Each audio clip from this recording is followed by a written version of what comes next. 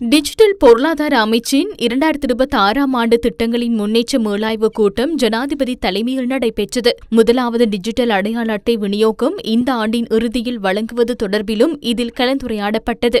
அரசாங்கத்தின் டிஜிட்டல் பரிமாற்ற செயலாக்கத்திற்கு வலுவான பங்களிப்பை வழங்கும் வகையில் தகவல் தொழில்நுட்ப சேவையை நாடளாவிய சேவையாக நிறுவுவதில் கவனம் செலுத்துமாறு அதிகாரிகளுக்கு ஜனாதிபதி அனுரகுமார திசாநாயக்க அறிவுறுத்தல் வழங்கியதாக ஜனாதிபதி ஊடகப் பிரிவு தெரிவித்துள்ளது.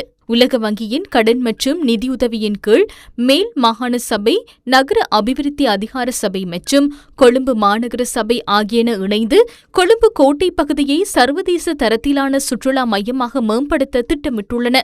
இதன் கீழ் 8 கவர்ச்சிகரமான சுற்றுலா வலயங்களை உருவாக்க உத்தேசிக்கப்பட்டுள்ளது.